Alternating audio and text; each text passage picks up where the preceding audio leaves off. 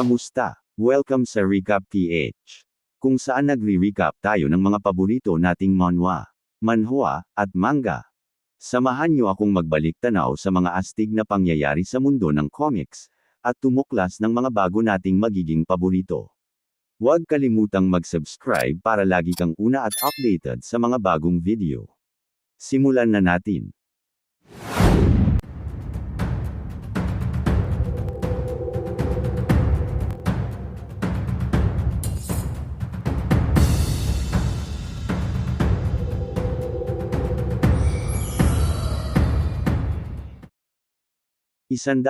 Ganito karaming buhay ang kailangang kunin ng isang assassin para maging pinuno ng Flying Death School, at sa sandaling makumpleto ito ay ituturing siya bilang isa sa 4 na pinakamalakas na assassin sa mundo ng martial arts, at mabibigyan ng bukod tanging sandata na para lamang sa mga pinuno ng kanilang organisasyon. Habang tinutulungan naman ng dalaga si Escort Chan na muling makagalaw ay dito na niya napagtantong naging leader na ng nasabing organisasyon ang dalaga, dahil nasa pag-aari na nga nito ang sandata na tanging mga pinuno lang ng kanilang samahan ang maaaring makatanggap. Pero hindi pa rin lubos maisip ni Escort Chan kung paano ito naging posible para sa dalaga, bagamat siya ang nag-iisang kadugo ng nakaraang leader ng kanilang organisasyon at may sapat na talento para maging pinuno ng mga assassin, ay mayroon daw itong isang katangian na siguradong magpapawalang bisa ng kanyang karapatan, at ito raw ay ang masamang pag-uugali ng dalaga. Bukod pa rito, marami ang naniniwala na hindi raw nito magagawa ang 100 pagpatay na kailangan para maging susunod na leader. Sariwa pa rin daw sa alaala ng Escort ang mga kilos nito na para bang isang lalaki at ang masamang ugali nito noong siya ay maliit pa. Maya-maya pa ay natapos na ang dalaga sa kanyang ginagawa at muli na ring nakagalaw si Escort Chan. Kasunod nito ay sinabi rin ng dalaga na hindi niya raw akalain na sa ganitong paraan sila muling magkikita ng Escort pagkatapos ng matagal na panahon. Nang sumagot naman si Escort Chan at tinawag ang dalaga sa dati nitong pangalan, ay agad itong sumabat at sinabing kailangan na raw siyang tawagin na pinuno ng Escort dahil siya na raw ang bagong leader ng kanilang organisasyon, na siya rin namang nagkumpirma sa hinala ng Escort mula pa kanina. Pero dahil sa reaksyong nakita ng dalaga mula sa Escort ay bigla na lang nag-iba ang kanyang pakikitungo rito. Kasunod nito ay seryoso niyang itinanong sa dating kasama kung hindi na raw ba siya nirerespeto nito dahil umalis na siya sa kanilang samahan.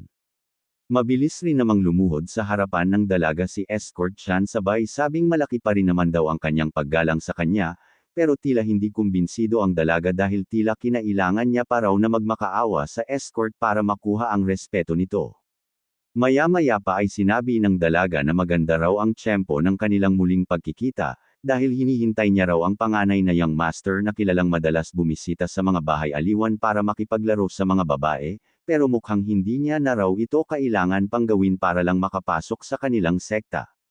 Nang tanungin naman ng Escort kung ano raw ang ibig sabihin ng dalaga sa kanyang mga sinabi, ay mabilis itong sumagot na nakatanggap daw siya ng isang ulat kamakailan na nabigo raw si Escort Gam sa isang misyong ibinigay sa kanya para pumatay ng isang individual. Dito na nang hilakbot si Escort Chan dahil muli niyang naalala ang pinakamahigpit na batas ng organisasyon na dati niyang kinabibilangan, at ito ay ang maisagawa ang misyon ng pagpatay kahit ano pa man ang mangyari para hindi madungisan ang kanilang reputasyon. Ayon naman sa dalaga ay kahanga-hanga pa rin daw ang mga nakamit ni Escort Gam kahit hindi ito isang mataas na uri ng assassin, kaya't labis niya raw na ikinagulat nang marinig na hindi nito nagawang tapusin ang ibinigay na misyon sa kanya, at dahil wala na ring nakakaalam sa kinaroroonan ng Escort ay masasabi niyang patay na rin daw ito. Kasunod nito ay muling naalala ng dalaga ang tanong ni Escort Chan sa kanya kanina kung ano raw ang dahilan niya sa pagpunta sa ganitong klase ng lugar, at nakangiting sinabi ng dalaga na naparito raw siya para tapusin ang sinimulan ni Escort Gam, ang iligpit ang ikatlong young master ng Wooden Sword Sect na si Mok Byung-woon. Sa kabilang banda, habang patuloy pa rin ang ating bida sa pagsasanay ng mga pundasyon ng martial arts ng kanilang sekta, ay hindi naman masaya ang babaeng espiritu dahil inabot na nga ng hapon ang binata sa pag-iensayo, kaya't hindi na nito napigilan na itanong sa kanya kung hanggang kailan niya raw ito gagawin. Agad rin namang napahinto ang ating bida sa kanyang ginagawa ng dahil sa mga sinabi ng kanyang kasamang espiritu, pero mukhang wala talagang balak na tumigil ang binata sa kanyang pagsasanay dahil hindi na nga nito napansin na unti-unti nang dumidilim sa paligid. Maya-maya pa ay napagpasyahan na ng ating bida na pansamantalang magpahinga at mabilis na inalok ang kanyang kasama na kumain, na siya rin namang halatang nagustuhan ng babaeng espiritu base sa malaking ngiti sa kanyang mukha. Makalipas ang ilang sandali, sa loob ng silid ng ating bida ay masayang-masaya ang kanyang kasamang babae matapos maubos ang mga pagkaing inihanda para sa kanya. Kasunod nito ay tinanong naman ng binata kung bakit ganun na lang ang reaksyon nito sa isang simpleng bagay gaya ng pagkain.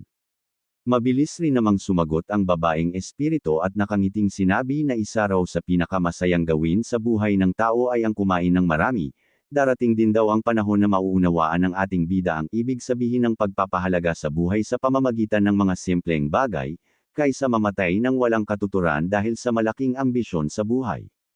Pero hindi pinansin ng binata ang mga sinabi ng kanyang kasama dahil sa iba nakatuon ang kanyang atensyon. Ilang araw na ang nakakaraan ay inutusan niya raw ang babaeng espiritu na sumanib sa katawan ng isang katulong at ayon sa kanyang obserbasyon ay mukhang nagustuhan niya raw ito. Hindi rin nagtagal ay kailangan ng umalis ng espiritu sa katawan ng katulong dahil hindi na nito kayang matagalan ang kanyang enerhiya. Hindi naman masaya ang babae dahil hindi man lang daw nagawang makatagal ng katawan na kanyang sinaniban kahit 15 minuto lang. Ayon naman sa ating bida ay muntik na raw makapatay ang babaeng espiritu nang hindi ito umalis agad sa katawan ng isang dalaga, dahil sa kagustuhan nitong makakuha ng katawan na may magandang mukha ay nagpatuloy daw ito sa paggamit sa dalaga, pero hindi nga raw kayang tiisin ng isang ordinaryong katawan ang kapangyarihan ng mataas na uri ng espiritu na gaya niya. Ilang sandali pa ang lumipas, pinuna ng babaeng espiritu ang pinagkakaabalahan ng ating bida dahil napansin nitong masyado raw siyang interesado sa ginagamit na salamangka ng mga shaman, na siya rin namang mabilis na sinagot ng binata at sinabing nakakamangha raw ang nilalaman ng mga aklat. Dagdag pa ng ating bida, ang ilan sa mga librong nakuha ng kanyang kasamang espiritu mula sa dalagang shaman, ay naglalaman daw ng mga kaalaman sa pagtawag ng mga patay kaya't hindi niya raw mapigilan ang kanyang sarili na alamin ang kakaibang abilidad na ito. Gusto pa sanang magpatuloy ng binata sa kanyang pagpapaliwanag kung bakit niya pinaglalaanan ng oras ang salamangka ng mga shaman, pero mabilis na natigilan ang ating bida at napalingon sa isang direksyon nang may maramdaman itong hindi pamilyar na presensya mula sa di kalayuan. Labis na ikinagulat ng babaeng espiritu ang kakaibang pagkilos na ginawa ng binata, pero hindi rin nagtagal ay naunawaan niya na ang dahilan matapos maramdaman ang parehong presensya, at nakangiting sinabi sa ating bida na lubhang sensitibo na raw ang kanyang mga pandama. Sa kabilang banda, matapos isama ni Escort Chan ang dalagang pinuno ng mga asasin sa tahanan ng ating bida, ay binigyan niya rin ito ng mga damit na para sa mga katulong pero hindi nito nagustuhan ang gustong ipasuot sa kanya ng escort. Hindi naman alam ng lalaki ang kanyang gagawin dahil nagiging mas mapanganib na raw para sa kanya ang mga nangyayari. Matapos malaman na naging leader na ang dalaga ng organisasyon ay siguradong masyado na raw mataas ang antas ng kakayahan nito ngayon. Dagdag pa ng escort, sa sandaling malaman daw ng dalaga ang ginawa niyang pagkakanulo kay Escort Gam at pagsama sa panig ng ating bida, ay siguradong papatayin daw siya nito ng walang pag-aalinlangan bilang kaparusahan ayon sa batas ng kanilang samahan. Kailangan niya raw makagawa ng paraan para maipaalam sa ating bida ang tungkol sa misyon ng dalaga, kaya't matapos maibigay ang mga damit ay agad siyang nagpaalam at nakangiting sinabi na lalabas daw muna siya sandali habang nagbibihis ang dalaga. Pero mabilis na natigilan ng escort nang pabiro siyang tanungin ng dalaga kung hindi raw ba nito gustong manood habang siya ay nagpapalit ng damit. Hindi raw araw-araw darating ang ganitong tsansa para sa escort kaya't mas makabubuti raw para sa kanya na samantalahin ang pagkakataon.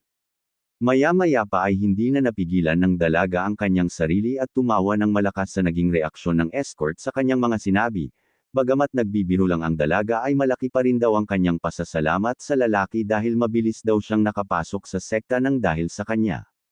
Agad rin namang sumagot si Escort Chan at sinabing hindi na raw kailangan pa ng dalaga na magpasalamat sa kanya, maging siya ay naghihintay lang daw ng tamang pagkakataon para makapaghiganti laban sa ating bida dahil sa ginawa nito sa kanilang kasama na si Escort Gam.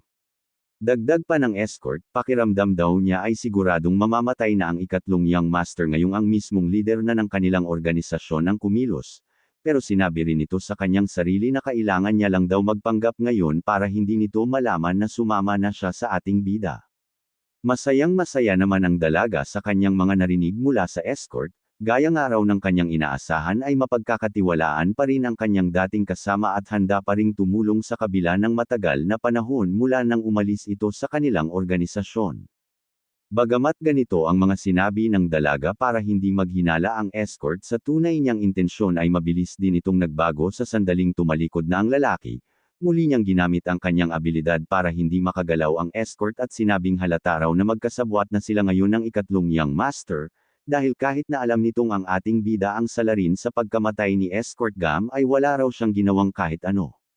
Dagdag pa ng dalaga, para sa katulad ni Escort siya na tumigil sa pagiging assassin dahil sa kakulangan ng talento sa martial arts, ay nakakatawa raw na nagpapanggap ito na para bang naghihintay lang ng tamang panahon na maipaghiganti ang pagkamatay ng kanyang kasama. Nang hilakbot naman ang escort nang marinig ang mga sinabi ng dalagang assassin, hindi niya inasahan na alam pala nito ang lahat ng naganap at ginamit lang siya para makapasok sa tahanan ng ating bida, hindi raw dapat siya naging kampante at pinaghinalaan na ang dalaga mula pa sa umpisa. Ayon naman sa dalaga ay wala raw talagang ipinagbago ang kanyang dating kasama maliban sa edad nito, siya pa rin daw ang kilala niyang lalaki na mahina ang ulo at walang nalalaman sa maraming bagay, kaya't ang mas makabubuti raw para sa mga basurang katulad niya ay mamatay na lang.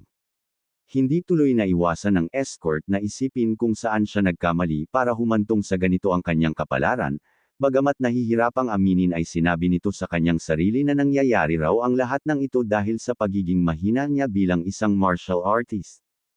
Maya-maya pa ay sinabi na ng dalaga kung anong klase ng senaryo ang kanyang palalabasin na ginawa ng escort, pinatay niya raw ang kanyang sarili matapos patayin ang ikatlong young master bilang paghihiganti sa nangyari kay Escort Gam, kasunod nito ay nagpaalam na ang dalaga sa kanyang dating kasama kasabay ng pag-unday nito ng saksak sa kanya.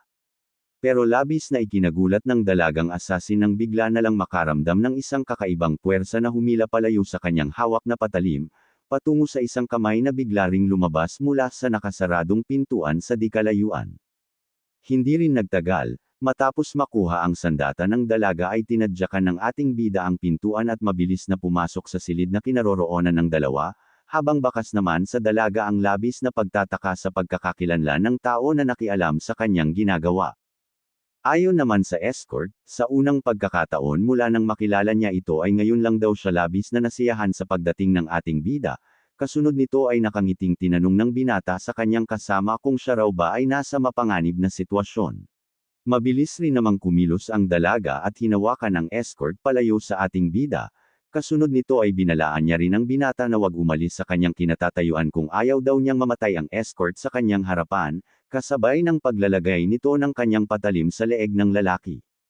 Pero ayon naman kay Escort Chan ay siguradong inalam daw ng dalaga ang lahat ng bagay tungkol sa ating bida bago ito pumunta sa kanilang bayan, kaya't kung ang walang kwentang ikatlong young master na mahina ang martial arts ayon sa kanyang nabalitaan, ay bigla na lang magpamalas ng mataas na uri ng abilidad gaya ng ginawa nito sa kanyang sandata kanina, ay natural lang daw na magulat ang dalaga at mag-ingat sa lahat ng mga susunod nitong hakbang. Dagdag pa ng escort, malamang ay iniisip daw ng dalaga na isang mataas na uri ng master sa martial arts ang binata dahil sa ipinakita nito kanina, pero wala raw ideya ang dalaga na hindi nito magagamit ang escort laban sa ating bida dahil wala raw itong pagpapahalaga sa buhay ng ibang tao maliban sa sarili niya. Hindi rin nagtagal, nang makita ng escort na unti-unti nang lumalapit ang binata sa kanilang kinatatayuan ay nasabi nito sa kanyang sarili na mamamatay na raw siyang talaga, pero laking gulat ng dalawa nang makita na inihagis ng ating bida ang hawak niyang patalim sa harapan nila. Ayon naman sa binata, kung pakakawalan daw ng dalaga ang kanyang escort ay magpapanggap daw siya na para bang walang nangyari, na siya rin namang hindi mapaniwalaan ng dalaga at tinanong ang ating bida kung bakit daw mahalaga para sa kanya ang dating niyang kasama.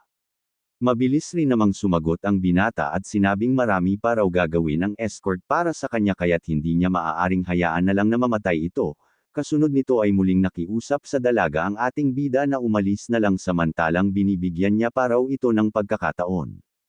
Hindi naman makapaniwala ang escort sa kanyang mga naririnig mula sa ating bida, hindi niya raw inasahan na magtatangka itong iligtas ang kanyang buhay dahil hindi naman ganito ang karaniwang ginagawa ng binata sa mga taong nakapaligid sa kanya. Pero hindi nagustuhan ng dalaga ang mga sinabi ng ating bida dahil hindi niya matanggap bilang isang lider ng malakas na organisasyon, na nagawa siyang utusan ng binata kaya't nakangiting sumagot ang dalaga na kung gusto niya raw iligtas ang escort ay kailangan daw magmakaawa ng binata sa kanya.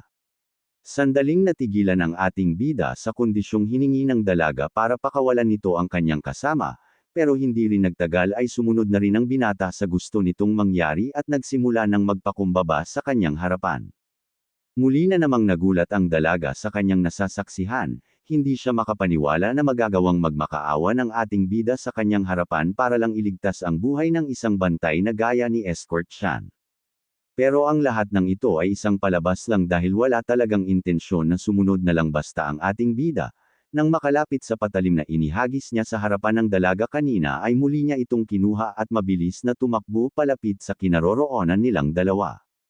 Tuwang-tuwa naman ang dalaga sa mabilis na pagbabago sa pagkilos ng binata, kasabay nito ay sinabihan niya rin ang ating bida na tama raw ang kanyang hinala na hindi nito magagawang magmakaawa para lang iligtas ang buhay ng isang bantay.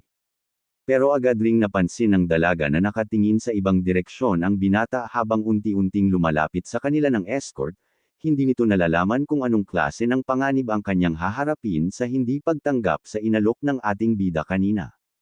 Hindi rin nagtagal, gaya ng plano ng ating bida mula pa sa simula ay kasama niya ang babaeng espiritu sa pag-atake laban sa dalagang asasin, at dahil abala ito sa papalapit na binata ay wala siyang ideya na nasa kanyang tabi na ang kasama ng ating bida. Pero kamangha-mangha na sa mga huling sandali matapos umatake ng espiritu ay mabilis niya itong naiwasan gamit lamang ang kanyang likas na pandama. Bagamat mabilisan ang ginawang pag-iwas ng dalaga ay hindi pa rin ito nakalimutang hawakan ng mahigpit ang escort na kanyang bihag. Labis din itong ipinagtataka kung bakit wala siyang nakitang ibang tao sa paligid, hindi niya maintindihan ang mga nangyayari dahil sigurado ang dalaga na mayroon siyang naramdamang malakas na enerhiya kanina. Ayon naman sa babaeng espiritu ay mukhang tama raw ang kanyang hinala na nasa mataas na level na ng martial arts ang dalaga, bagamat wala itong kakayahan na makita ang kanyang anyo gaya ng ating bida, ay pinatunayan pa rin daw nito ang kanyang kakayahan ng magawa niyang maramdaman ang enerhiya ng isang espiritu gamit ang mas pinalakas na pandama. Sa parehong dahilan din kaya't inasahan daw ng babaeng espiritu na magagawa nga ng dalaga na maiwasan ang kanyang pag-atake. Pero kahit mahusay ang kanyang ipinakita ay tila may nakakalimutan daw siya na mas kailangan niyang bigyan ng pansin. Sa maikling sandali na nawala ang kanyang atensyon sa binata ay agad naman itong nakahanap ng pagkakataon para mabawi ang kanyang escort, matapos naman gamitin ang kanyang hawak na patalim mula sa pag-atake ng ating bida ay tuluyan na itong nabitawan ng dalaga, maging ang escort ay nakalaya na rin sa kanyang pagkakahawak. Dali-daling nilapitan ng ating bida ang kanyang kasama at mabilis na tinulungan para muli na itong makagalaw mula sa mga sandata ng dalagang asasin, kasabay nito ay binati niya rin ang kanyang escort sa muli nitong pagbabalik sa kanyang panig matapos malagay sa bingit ng kamatayan.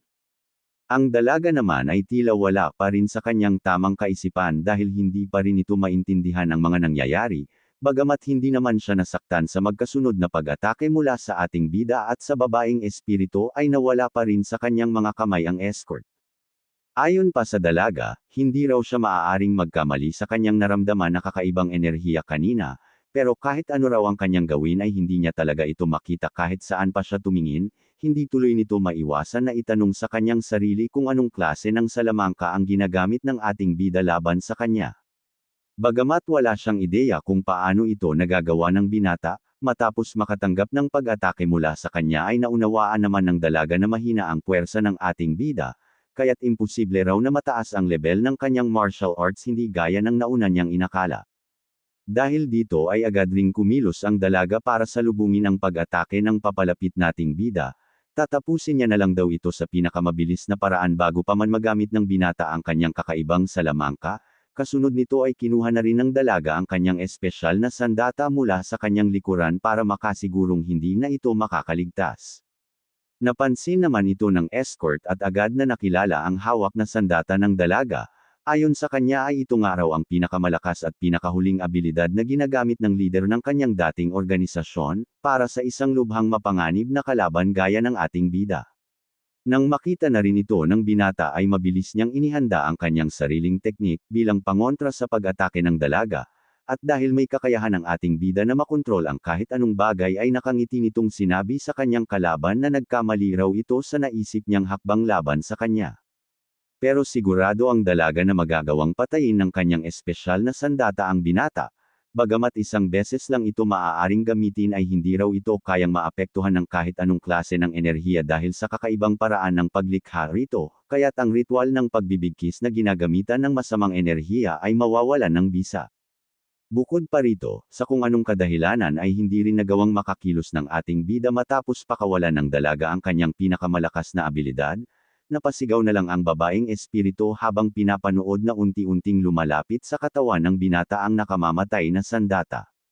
Nang inakala na ng babaeng espiritu na tuluyan na siyang maglalaho sa sandaling mamatay na ang ating bida, at nang inakala na rin ng dalagang asasin na siya ang nagwagi sa laban nila ng binata, ay siya namang pagbaliktad ng escort sa inaasahan nilang lahat dahil matapos nitong maunawaan ang sunod na pag-atakeng gagawin ng dalaga, ay agad itong tumakbo patungo sa lokasyon ng binata at binangga ang kanyang katawan para iligtas sa tiyak na kamatayan. Nanlaki na lang ang mga mata ng tatlo matapos makita ang mabilis na pagpapasya ng escort na ilagay ang kanyang sarili sa kapahamakan, malamang ay hindi makapaniwala ang mga ito na magagawa niyang isakripisyo ang kanyang buhay kapalit ng buhay ng ating bida. Hindi rin nagtagal ay tumama sa dibdib ng escort ang nakamamatay na sandata ng dalagang asasin, mabilis ring tumilapon ang kanyang katawan sa lakas ng puwersang ginamit dito para makasigurong hindi na mabubuhay ang binata, kasunod nito ay napatawag na lang sa kanyang kasama ang ating bida na litong-lito pa rin sa kanyang ginawa. At dito muna natin panandali ang tatapusin ang ating video. Maraming salamat sa panunood hanggang huli. Huwag kalimutang mag-subscribe para sa mga susunod pang kabanata ng ating serye. Hanggang sa susunod na video.